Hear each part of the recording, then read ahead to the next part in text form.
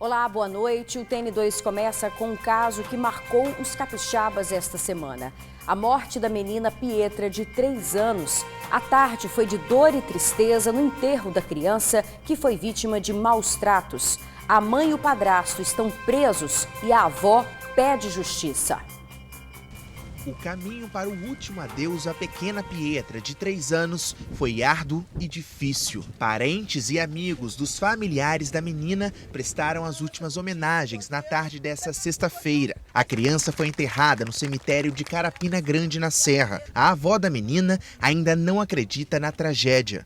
Ela chamava o padrasto de pai e ele fez isso com ela, entendeu? Ele que deveria estar nesse lugar aí, na minha neta não. Ela não pediu para vir no mundo. Se ela veio, o certo da mãe é cuidar. Pietra, de 3 anos, chegou morta na UPA de Carapina. A mãe, Alessandra Pinto dos Santos, de 20 anos, foi quem socorreu a menina. No local, os médicos constataram que a criança estava com marcas de agressão e violência sexual. Estava todo marcado. Estava queimado de cigarro, com marcas de cigarro, entendeu? Estava toda roxa. Tá com a costelinha quebrada.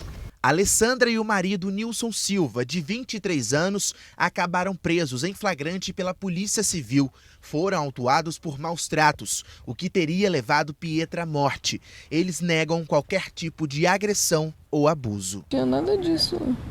Eu não agredi minha filha, jamais ia fazer isso. A criança também cai, a criança brinca e se machuca. Mas simplesmente a gente tá brincando com ela, brinca como normalmente. Vai brincando fazendo o quê? Normalmente, pegando assim, a gente pega brincando assim, pega uma criança também, fica brincando assim, ó, fica brincando. E naquela brincadeira que nós brincando assim, aí depois, e ela rindo, aí depois deixou ela. Depois ela foi dormir, ela falou, dorme com Deus, pai, mamãe, aí papai, aí dormiu. Aí depois ela começou a ficar se tremendo. Aí depois a gente olhando aquilo, aí começou a se tremendo, a gente pegou ela e colocou na cama. Durante o enterro, muitas pessoas estavam revoltadas com a crueldade. Ninguém conseguia entender a morte de uma criança indefesa, que ainda não sabia nem escrever o próprio nome. Os parentes agora enfrentam a dor de ter que superar a perda de uma pessoa que eles tanto amavam. A partir de hoje, o que a família mais quer é a verdade. Vou correr atrás para descobrir a verdade, entendeu? Eu vou correr atrás. Vou correr atrás do laudo dela, entendeu? Que não saiu ainda. Eu vou correr tudo atrás, vou ver o que realmente aconteceu com ela. Desse jeito não dá pra... Não dá, ué. A Polícia Civil informou que a mãe e o padrasto foram autuados em flagrante por maus tratos com resultado morte. Eles estão presos e o caso segue agora para a Delegacia de Proteção à Criança e ao Adolescente para continuar sendo apurado.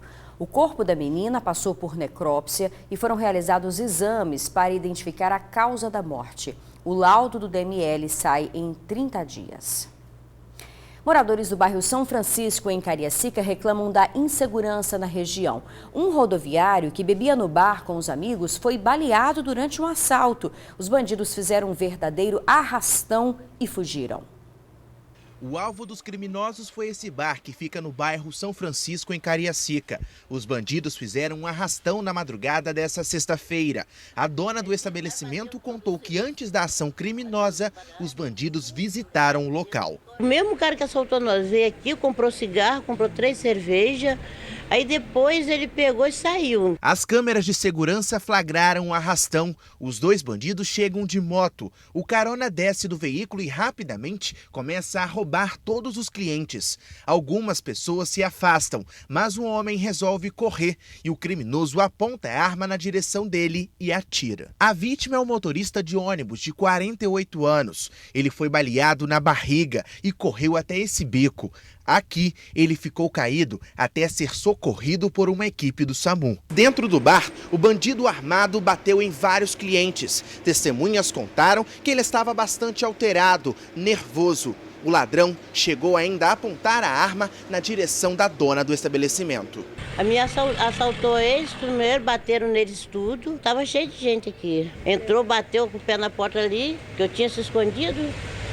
Aí ele pegou, bateu o pé na porta, chegou ali, botou arma em mim e me levou todo o meu dinheiro. No local acontecia uma confraternização entre rodoviários. Ninguém esperava tamanha violência numa madrugada de alegria. Vereadora do bairro, Ilma, disse que nessa quinta-feira conversava com um comerciante sobre a violência na comunidade. À noite, o trabalhador foi assaltado por 2 pessoas que meteram a arma nele e levaram o carro dele. Então foi um caso que a gente falou de manhã e de tarde aconteceu. A violência tem aumentado em todo o município, mas no bairro São Francisco a gente presencia com mais propriedade porque nós moramos aqui. Olha, a Polícia Militar diz que faz o policiamento ostensivo diário no bairro, agindo de forma preventiva e repressiva. Os suspeitos do crime ainda não foram localizados e denúncias podem ser feitas pelo 181. Motorista de caminhão que trabalhava em obras na BR-101 em Guarapari morre em acidente. O acidente envolveu 2 caminhões, um deles que estava sendo usado nas obras de duplicação da pista. A dinâmica do acidente não foi passada pela polícia. O motorista estava do lado de fora da cabine e morreu depois que o veículo tombou em cima dele. A carga de areia ficou espalhada. A pista chegou a ser interditada à tarde para remoção do corpo, realização da perícia e retirada do veículo. Neste momento, o trânsito já está liberado. Olha, gente, passageiros de um ônibus levaram um baita susto hoje em Cariacica. É que um caminhão desgovernado desceu uma ladeira, invadiu a contramão e atingiu em cheio o coletivo com 15 pessoas. O motorista do caminhão fugiu do local. O impacto foi tão forte que o caminhão foi parar praticamente dentro do coletivo. Esse vídeo foi feito logo depois do acidente e as imagens são impressionantes. A batida foi na rodovia José Sete, no bairro Santana, em Cariacica, bem em frente à vidraçaria do seu Alcides. Ele viu quando o caminhão desceu essa ladeira desgovernado. Foi um susto e tanto. Eu gritei assim, rapaz, tá contramão. Quando eu gritei assim, ele passou por mim.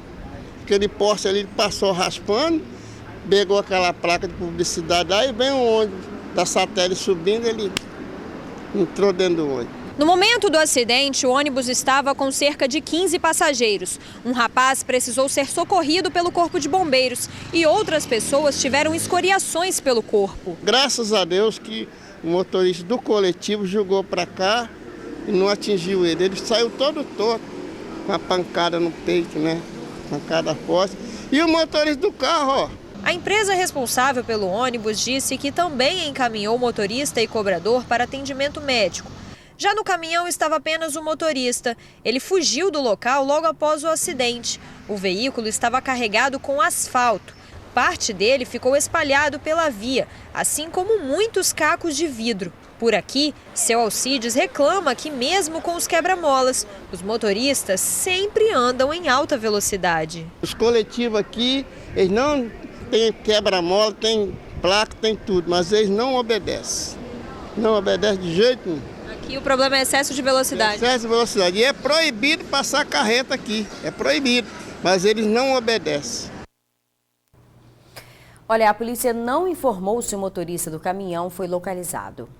No próximo bloco, moradores e comerciantes da Barra do Jucu, em Vila Velha, esperam há quase 2 anos a reconstrução da Ponte da Madalena. A gente já volta. Já faz quase 2 anos que a Ponte da Madalena, na Barra do Jucu, em Vila Velha, caiu e até hoje não foi reconstruída. A ponte era ponto turístico, ficou famosa depois que virou tema de música. E hoje tem até show para celebrar os 30 anos da canção. Mas quem mora ou trabalha perto do local não tem nem o que comemorar. O passeio dessa turma do 2º ano do ensino médio teve que ser interrompido na metade do caminho. Eles que vieram conhecer a diversidade dos ecossistemas da reserva de Jacaranema, na Barra do Jucu, admiraram só de longe. Isso porque a Ponte da Madalena, que leva até lá, ainda está assim. A gente não consegue ter acesso a uma área riquíssima, né, para a gente levar os meninos. Então nós trouxemos aqui na ponte, né, para eles verem de longe, né. A Barra do Jucu é um bairro maravilhoso, tem uma riqueza cultural, uma riqueza ecológica muito grande. Nós temos aqui a Foz do Rio Jucu, temos um ecossistema que é o mangue, que tem uma riqueza de seres vivos, de animais, de plantas. E a melhor parte está do outro lado. A estrutura foi destruída pela força da correnteza durante as fortes chuvas de 2019. 2017. Já são quase 2 anos sem a ponte. Desde então, o movimento na região diminuiu bastante e os impactos são sentidos por moradores e comerciantes como o Roberto, dono de uma peixaria. O movimento nosso caiu na faixa de uns, vamos botar aqui, 45%, porque devido à queda da ponte, ninguém mais veio, o turista sumiu daqui. A Ponte da Madalena era ponto turístico da região, uma das principais travessias do Rio Jucu, trajeto dos Passos de Anchieta. Aos fins de semana, cerca de 500 ciclistas passavam por aqui. E desde que esse importante caminho ficou assim, destruído, o que será que foi feito? Nada. Nem os escombros foram tirados. Qualquer um pode se acidentar aqui, não só criança como adultos, que as pessoas vão querer chegar mais próximo, pode cair aí. A ponte, construída em 1896, recebeu esse nome em homenagem à banda de Congo, que ficou famosa com a música Madalena do Jucu, de Martinho da Vila.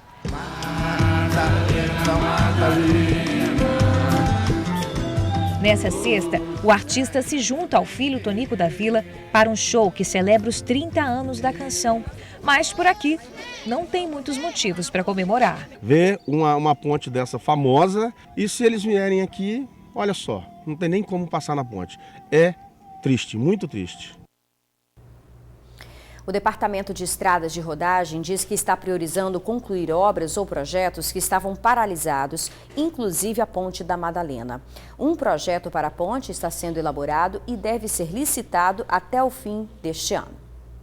A mudança na estratégia da polícia nas investigações de combate às drogas fez aumentar a quantidade de apreensões, um crescimento de 50% em relação ao ano passado. E hoje, todos esses entorpecentes, quase 1 tonelada, foram destruídos. Ao todo, foram incinerados quase 1 tonelada de entorpecentes. A maconha continua sendo a droga mais apreendida pela polícia. Foram 850 quilos destruídos na tarde de hoje.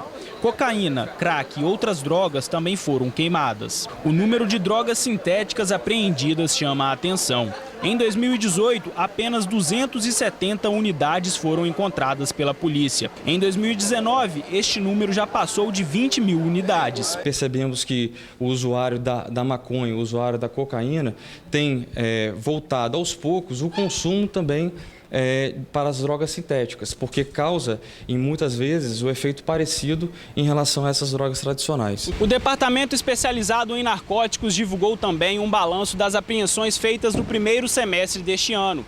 Foram 320 quilos retirados das ruas da Grande Vitória, um aumento em mais de 50% em relação a 2018. Com certeza uma integração não só com a Polícia Militar, com a Polícia Federal, com a Polícia Rodoviária Federal, com os Correios. As drogas sintéticas têm muita vinculação com essa parceria com os Correios. A metodologia aplicada foi evoluída, nós tínhamos um processo nos outros anos, esse ano a gente diversificou essa investigação, ela continua, tem trazido resultados, então a integração, e há um detalhe também importante, que é o investimento que o governo faz, traz uma nova tecnologia com o uso de drones, novos computadores, enfim. 138 pessoas foram presas nas operações do departamento neste mesmo período, e 25 armas de diversos calibres e poder de fogo saíram das mãos dos bandidos. No próximo bloco, em mais uma reportagem da série Valores, a história de um símbolo cultural do Espírito Santo, a gente já volta.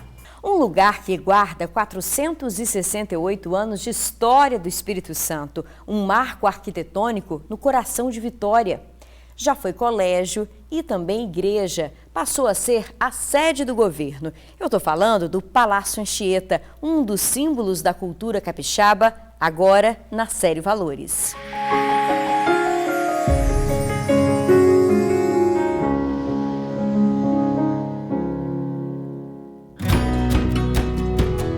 Memórias.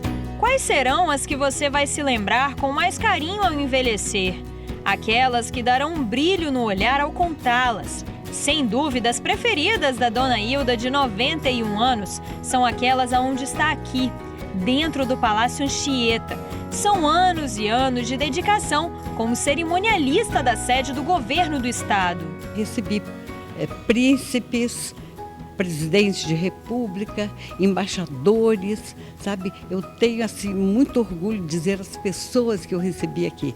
Foi muito gratificante para mim. Recebo também pessoas simplíssimas do povo. Dona Hilda nos recebeu no Salão Nobre do Palácio, um de seus preferidos. A mobília nos remete de fato à nobreza, ao requinte. Olha só a beleza deste outro, o Salão Dourado, exuberante, batizado com esse nome por conta do uso de folhas de ouro na mobília, nos objetos e até nas paredes. Agora repare neste aqui, o Salão Negro. A mesa de jantar já entrega que aqui é onde acontecem os grandes banquetes. A decoração em cores escuras é o que dá nome ao aposento. Conhecemos ainda o Salão do Piano e também o Gabinete do Governador, local onde o chefe de Estado passa a maior parte do tempo. Vista pelo lado de fora, a edificação também surpreende. Uma construção belíssima, de arquitetura singular, com colunas e paredes enormes, imponentes. De pensar que, se voltarmos quase 500 anos na história, a construção era muito mais simples e robusta. Estamos falando do século XVI, quando os jesuítas, liderados pelo padre Afonso Brás, começaram construções importantes na chamada Vila de Nossa Senhora da Vitória. Duas delas eram a Igreja de São Tiago e o Colégio Jesuíta, que posteriormente formariam a sede do governo. É neste momento da história que aparece uma figura importante do Espírito Santo, Padre José de Anchieta. Grande catequizador, o Padre José de Anchieta foi o responsável por dirigir e concluir a primeira ala do Colégio Jesuíta. Ele morreu no dia 9 de junho e foi sepultado em Vitória, em frente ao altar da antiga Igreja de São Tiago. Até hoje é possível visitar o túmulo simbólico do Padre Jesuíta. Essa é uma das partes do palácio onde voltamos no tempo, há mais de 400 anos da história. Aqui era o centro do Colégio Jesuíta, onde os padres construíram esse poço enorme. Era daqui que eles tiravam a água para abastecer todo o local.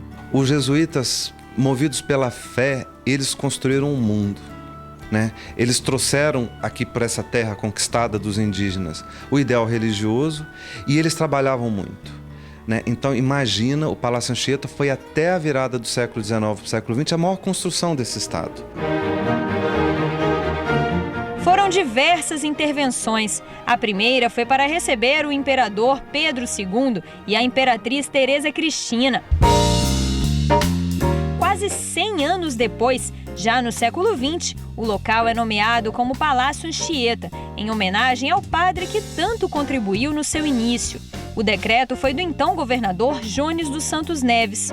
Logo em seguida, o edifício foi tombado e, em 2009, terminou a última obra de restauro.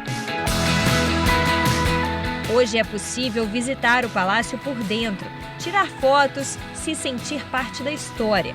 E ainda é possível levar um pouco dessa memória para casa, através do livro escrito pelo professor Martinuzzo, recheado de páginas cheias de curiosidades e fotografias sobre o local. Quando o Palácio Anchieta começou a ser restaurado, eu tive a ideia de fazer um livro que resgatasse a história do palácio dentro de um contexto maior, não só dos jesuítas, né? Mas aquele palácio na obra dos jesuítas e na história do Espírito Santo. A população se envolve com as coisas que acontecem no Palácio Anchieta. Isso é gratificante para nós, porque aqui está a nossa história.